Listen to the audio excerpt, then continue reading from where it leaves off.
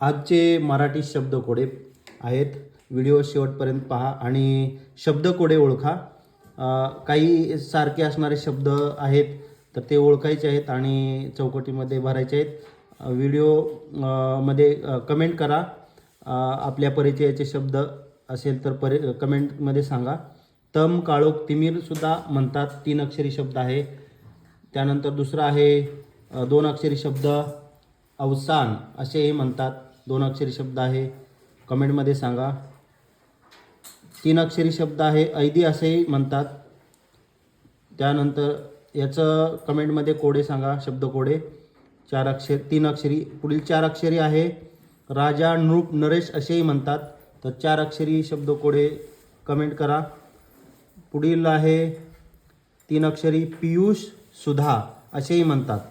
तर 3 अक्षरी शब्दकोडे सांगा कमेंटमध्ये. शेवटचा आहे अहन किंवा दिन असेही म्हणतात.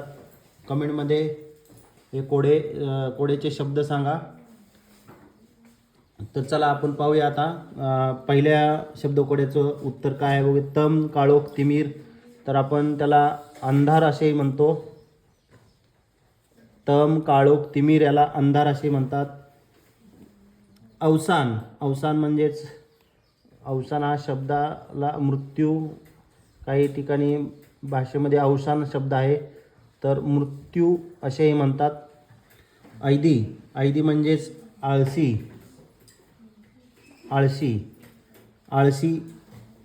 राजा, नृप, नरेश. राजाला शब्द आहे, नृपला, नरेशला 4 अक्षरी आहे.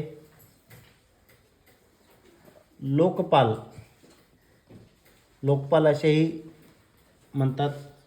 पियुष किंवा सुधा. सुधा म्हणजेच अमृत.